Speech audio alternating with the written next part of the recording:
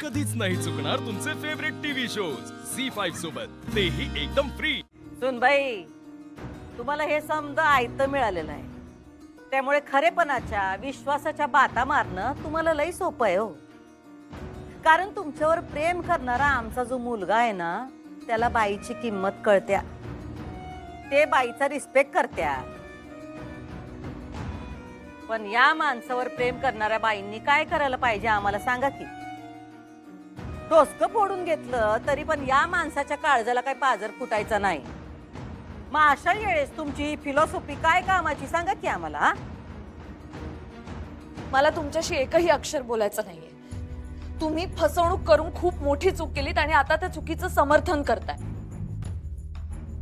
तुम्ही एवढं मोठं कारस्थान रचलत मॅडम, त्यामध्ये अधिपतींना गुरफटून घेतलं।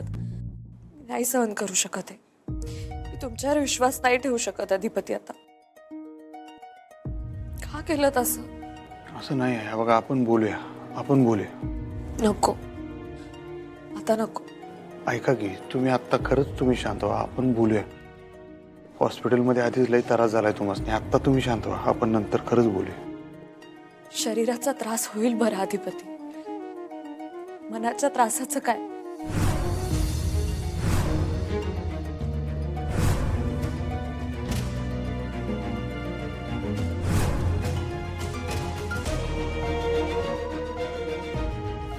मास्तर,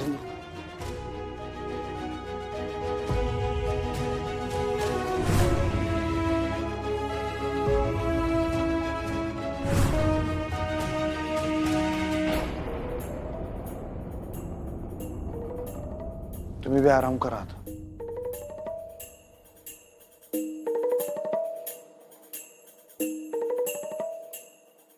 झालं? समाधान झालं? हे हवं होतं ना? हेच हवं होतं ना? आम्हाला काय हवं होतं हे जर का तुम्हाला कळलं असतं तर अजून काय हवं होतं आयुष्यात?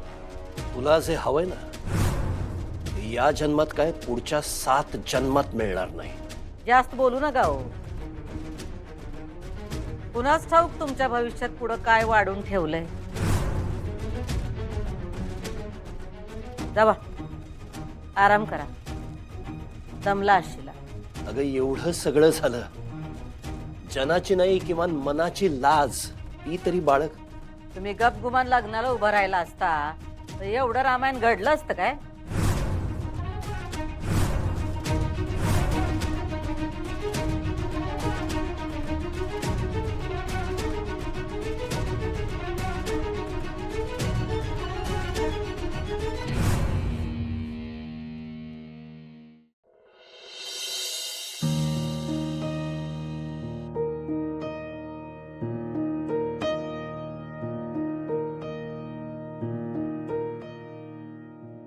तुम्ही रडू नका की।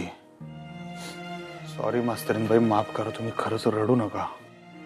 आपल्या लग्नाच्या वेळी 7 फेरे घेताना वचनं दिली होती तुम्हाला, सगळं मान्य आहे।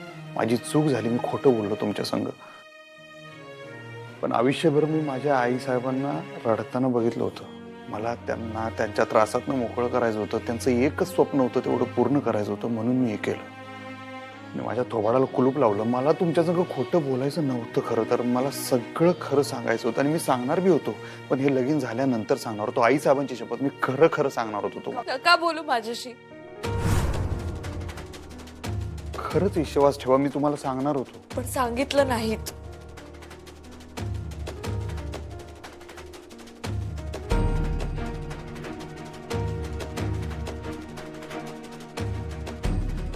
एकतर्फी प्रेमाचं दुःख मला तेव्हा कळलं जेव्हा मी तुमच्या प्रेमात पडलो। मी आईसाहेबांनी म्हणायचो की काय सोनं लागले काय 4 सूर्यवंशीला, पान लावून विचारत नाही तो माणूस तुम्हासनी, आणि तुम्ही जीव ओवाळून टाकताय, कशाला, काय गरज आहे? पण मी तुमच्या प्रेमात पडलो ना, तेव्हा मला कळलं समोरचा माणूस आपल्याशी कसं बी वागू दे, किती बी झटकारू दे, लाथा घालू दे, कवा राग येतोय त्या माणसाचा, इतकारा वाटतोय, पण मनात ना असं कायमचं काढून नाही टाकू शकत आपण त्या माणसाला। कारण आपल्या मनातलं प्रेम तर खरं असतंय ना, त्याच्या मनात काही नसलं तरी। हे प्रेम भीम सगळं असंच असते, माणसाला काय वाटेल ते करायला भाग पडते। हे लई खोळा कारभार आहे मास्तरीन बाई. आमच्या आई साहेबांचं त्या 4 सूर्यवंशीवरचं प्रेम खरं आहे, एवढं मी तुम्हाला सांगतो. माझ्या प्रेमाची व्याख्या वेगळी आहे. कारण तुमच्यावर सगळेजण प्रेम करतात लहानपणापासून मास्तरीन बाई. तुम्हाला असा कवा अनुभव नाही की तुम्ही एखाद्या माणसावर जीव वाळून टाकलाय आणि त्या माणसाने तुम्हाला भीक बी घातली नाही, असं कवा झाले काय? त्यामुळे तुम्हाला कळायच नाही. तुमचं माझ्याशी खोटं बोलणं, भुवनेश्वरी मॅडमचं सगळ्यांना फसवणं, हे आता प्रेम या गोंडस नावाखाली तुम्ही. माझं प्रेम खोटं आहे असं वाटतं का तुम्हाला? सांगा की माझं प्रेम खोटं आहे काय तुमच्यावर बी, आई साहेबांवर बी?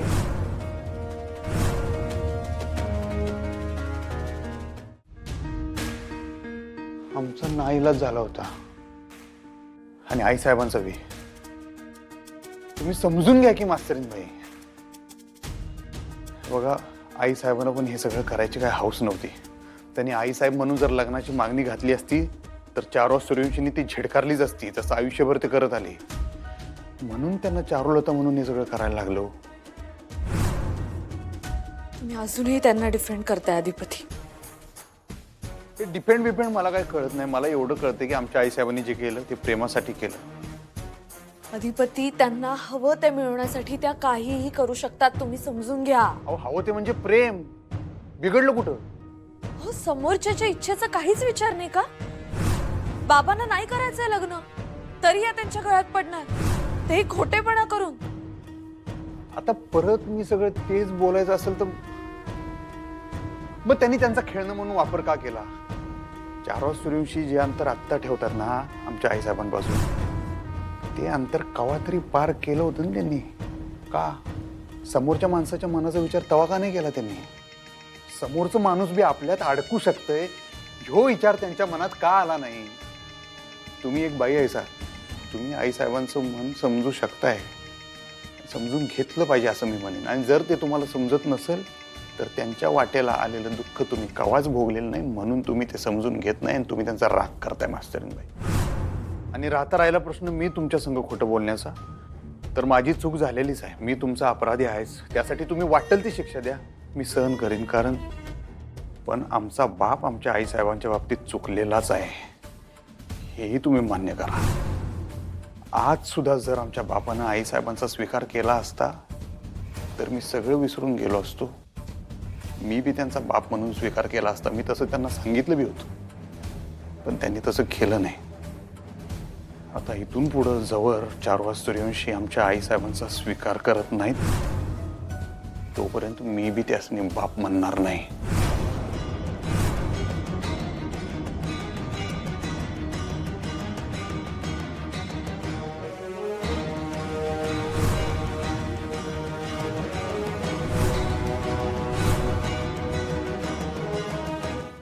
झी5 ॲप डाउनलोड करा आणि पहा सर्व एपिसोड्स एकदम फ्री.